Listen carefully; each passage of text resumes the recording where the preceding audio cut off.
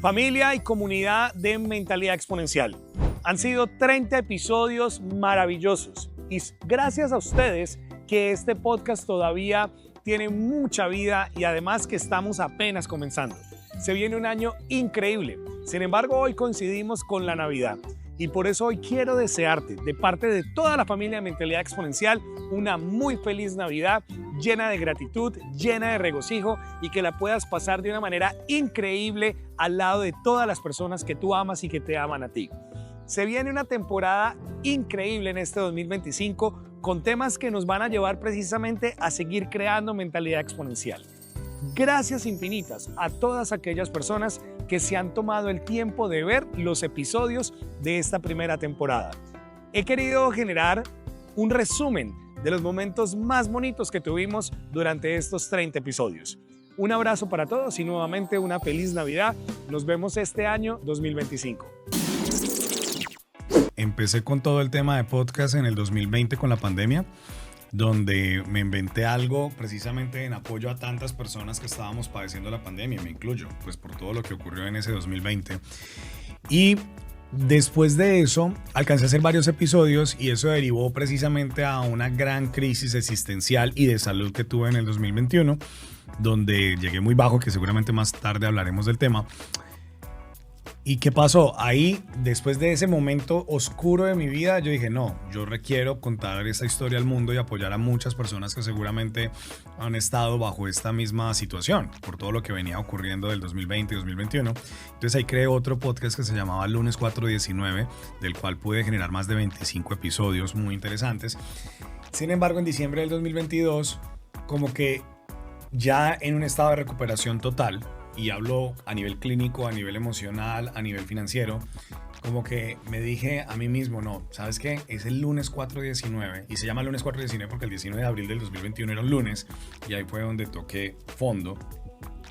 Ya no estaba en esa misma vibración, ya como que dije, este podcast ya no me enrola porque creo que está en una vibración donde había pasado ese episodio que estoy contando. Y a partir de ahí dije, no, a mí me encanta es la mentalidad exponencial. A mí me encanta que la gente entienda que estamos viviendo los mejores tiempos de la historia en todas áreas que tú puedas imaginarte, en todas las áreas que tú te puedas imaginar.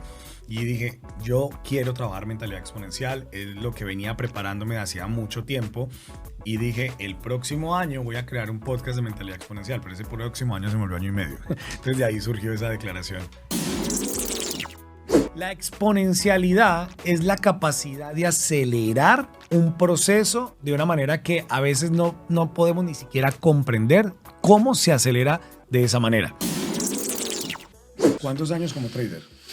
Ya con este año ya somos 9 años, son 9 años cumplidos en el trading. Una buena experiencia, por supuesto. Sí, bastante. Y de mucho aprendizaje porque no terminas, yo siempre digo, no terminas nunca de coger, de recolectar información, de aprender cada día más. O sea, eso sigue siempre. La cámara del iPhone 14 en adelante, si estoy correcto, ya tendría la capacidad de medir la glucosa, simplemente. La cámara, solo la cámara. Es que ya yo cada vez escucho a Felipe me sorprendo más. Hay aplicaciones que te dicen la información, lo que pasa es que todavía no están aprobadas por la FDA. No, y si te cae agua de lluvia, te enfermas. O sea, ¿cuántas personas no se atreven a salir? No, porque me enfermo. Y de una vez estoy creando esa creencia y se vuelve verdad. Y se vuelve verdad para ti, claro. ¿sí? Pero sin embargo, cuando entramos en este tema y nos damos cuenta la virtud que tiene poder practicar esto, ¿no? Cambio de temperatura. Cambio de temperatura. Mira, eso es un hackeo para tu sistema. Entonces digamos que es muy importante, la gente a veces dice, pero es que vea cómo está el mundo, entonces, y empiezan a traerte ejemplos de diferentes tipos de personas que han hecho, digamos, daño a la sociedad, y es de, pero entonces esa persona también vive en propósito, y ahí es donde a veces quedas tú como pero ¿y es ahora que, qué digo? Es que esa es la gente que tiene un mindset imposibilista, porque es la gente que se levanta cada mañana con el propósito de encontrar un problema para cada solución.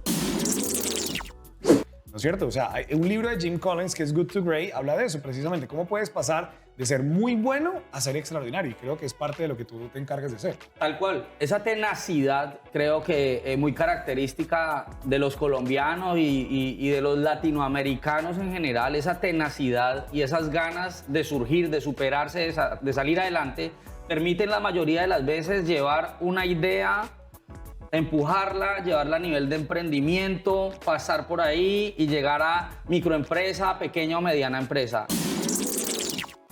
Discutiremos cómo está transformando la economía, cómo el liderazgo se integra con la inteligencia artificial hacia precisamente lograr una mentalidad exponencial. Así que los invito a que se queden conmigo en este episodio porque estará lleno de cosas fascinantes.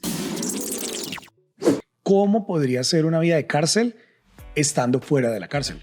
Es que hay mucha gente que vive como si estuviera en una cárcel y nadie te está encerrando, que es lo peor. Y parte de eso tiene que ver con la mentalidad. Ok. Encerrado, mira, yo conozco personas que se quedan encerradas en su cuarto todo el día cuando no tienen que ir a trabajar.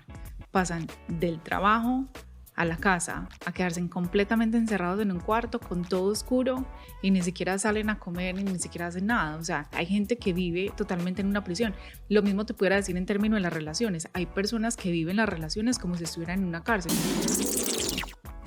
Cuando dijeron, dejemos nuestras carreras y lancémonos al mundo del network marketing. Más bien cambiemos nuestras carreras. Ok. Yo creo que porque uno nunca deja de ser lo que uno estudió, o sea, eso va a quedar contigo toda la vida. Eso es inevitable que lo estés viviendo a diario, analizando a las personas. Sí o sí, hago todo el tiempo exámenes psiquiátricos sin darme cuenta, por Dios, psicoanálisis de todo. Pero la realidad fue que cambiamos de carrera, cambiamos de profesión. Eso fue lo que hicimos. ¿Cómo fue esa conversación? A través de lo que te dije, de ir y mirar. Y nos dimos cuenta cómo habían tantas personas que tenían lo que nosotros no teníamos, pero que nosotros creíamos que lo teníamos. Porque tú eres empleado y tú crees que tú tienes tiempo. No, tú no tienes tiempo. Que nos van a decir, bueno, entonces ya me volví mal hombre porque voy a dejar a esta persona, voy a dejar a mis hijos y adicionalmente eso va en contra de mi religión.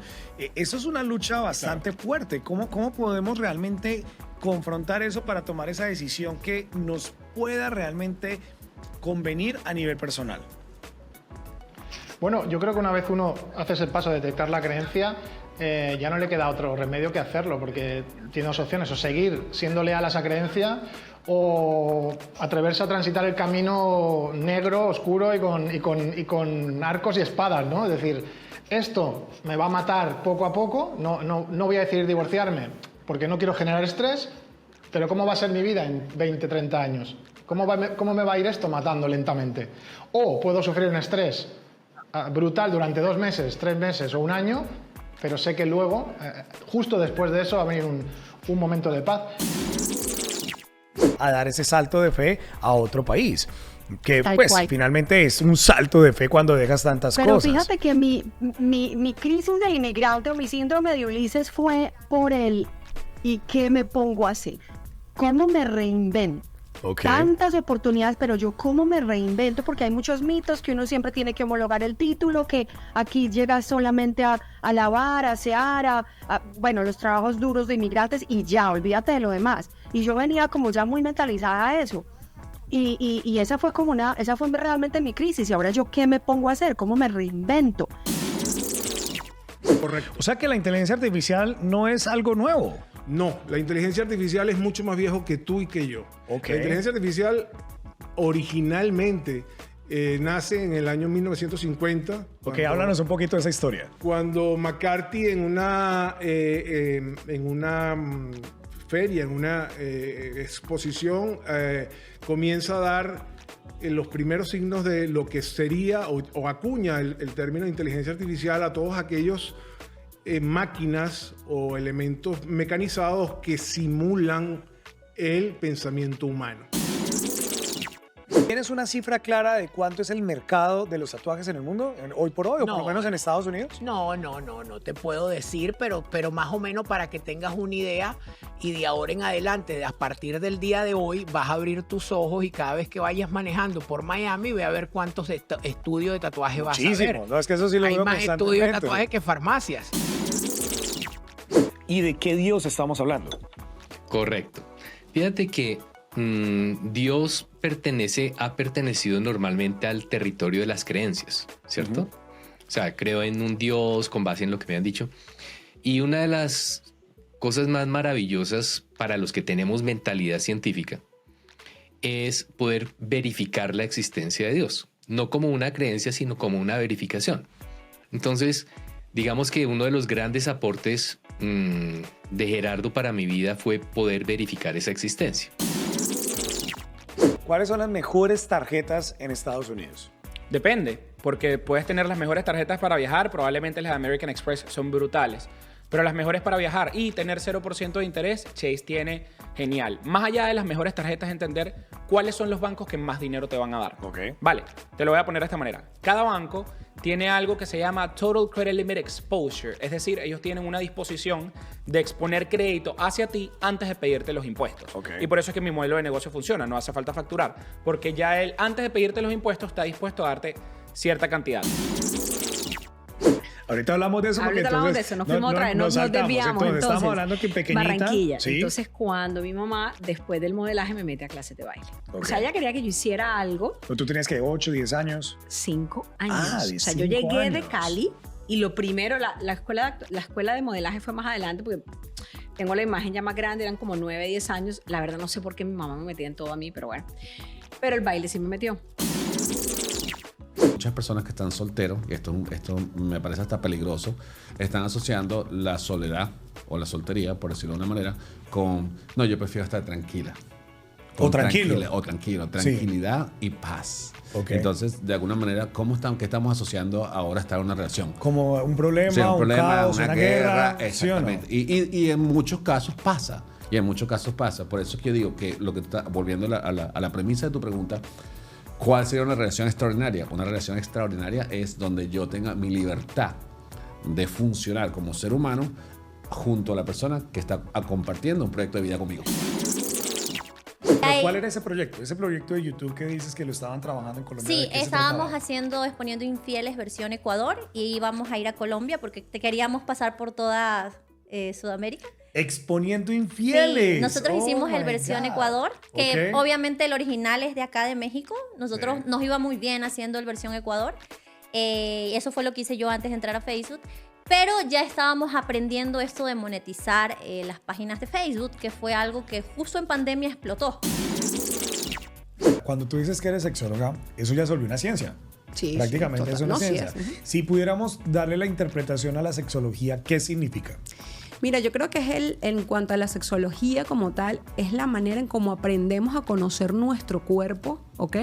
Cómo funciona la respuesta sexual humana, cómo funciona perfectamente el cuerpo para poder responder de una manera que realmente funcione a nivel sexual, tanto en erotismo como saber cómo utilizar tu cerebro para ponerlo en clave erótica, como de repente saber que el hombre se duerme más rápido por ciertas razones, la mujer necesita un previo por ciertas razones. O sea, el saber que el erotismo va mucho más allá de la almohada. Pero es que ya estamos en otro mundo donde no se requiere pasar 4 años, cuando hoy en día la tecnología nos está apoyando de tal manera que podemos obviamente optimizar ese tiempo, ¿no es cierto? Para poder crear mayor abundancia alrededor de nosotros. Es lo que yo le decía a mi esposa, porque como te digo, estoy escribiendo un libro, mi primer libro, entre prueba y error. Y yo... ¿Se llama así? No, se llama 10 cosas que quiero que sepa mi hijo antes de irme. Oh, ok. Muy personal. Sí, es muy personal, pero dentro de hablo de muchas vivencias de que he vivido en este crecimiento, entre los impuestos y todo el rollo. Sí. Entonces, yo digo, y lo digo mucho ahí, que la escuela, colegio y universidad es el principio. Y muchas personas creen que la universidad es el final.